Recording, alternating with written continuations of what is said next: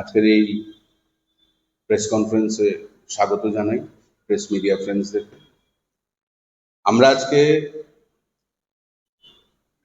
সর্বভারতীয় যুব কংগ্রেসের নির্দেশে প্রত্যেকটি রাজ্যে আজকে যুব কংগ্রেসের পক্ষ থেকে এই প্রেস কনফারেন্স করা হচ্ছে। আমাদের সঙ্গে এই কনফারেন্সে উপস্থিত আছেন আমাদের যুব কংগ্রেসের নেতা নেতৃত্বরা, আছেন নেতা রাকেশ দাস, যুব নেতা পার্থ, নেত্রী আর্নিকা সাহা এবং টুটন দে।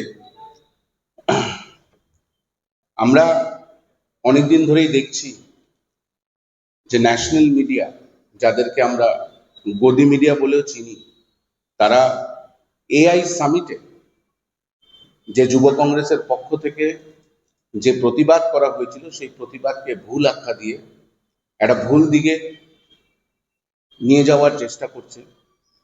সবচেয়ে প্রথম কথা হয়েছে, এই এআই সামিটে যুব কংগ্রেসের পক্ষ থেকে কেন এই প্রোটেস্টটা করা হয়েছিল আমাদের জানতে হবে। যে ইতিমধ্যে ভারত সরকার এবং ট্রাম্প সরকার ইউএস এর মধ্যে একটা ট্রেড ডিল সই করা হয়েছে। এই ট্রেড ডিলটা আসলে কি, কেন এই ট্রেড ডিলটা সই করা হয়েছে, এই ট্রেড ডিল থেকে ভারতের কি ফায়দা হবে, কি লোকসান হবে, এটা কিন্তু একবারও কোনো মিডিয়াতে ব্যাখ্যা করে দেখানো হচ্ছে না। যুব কংগ্রেসের পক্ষ থেকে দিল্লির এআই সামিটে প্রোটেস্ট করা হয়েছিল এই ট্রেড ডিলটাকে প্রত্যাখ্যান করার জন্য। তার একটাই কারণ, যে এই ট্রেড ডিলটার মধ্যে ভারতবর্ষের এগ্রিকালচারাল সেক্টর ভীষণভাবে আহত হবে। কারণ এই ট্রেড ডিলের মধ্যে ইন্ডিয়ান কোনো প্রোডাক্টস যদি আমেরিকাতে বিক্রি করতে হয় তাহলে 18% ট্যাক্স দিতে হবে, আর আমেরিকান কোনো প্রোডাক্ট যদি ইন্ডিয়াতে আমেরিকা থেকে ইম্পোর্ট করে আনা হয় তাহলে 0% ট্যাক্স দিতে হবে। যার ফলে বাইরের প্রোডাক্টগুলি অতি সস্তায় ভারতে নিবেশ করবে এবং তার দরুন ভারতবর্ষের প্রত্যেকটি কৃষকের ক্ষতিগ্রস্ত হতে হবে।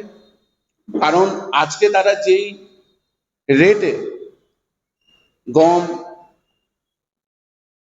আটা, হুইট, রাইস, যে তেল যে রেটে বিক্রি করছে সেই রেটে তারা বিক্রি করতে পারবে না, তার থেকে অনেক কমিয়ে আনতে হবে।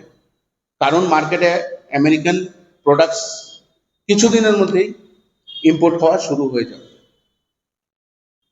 এবং তার দরুন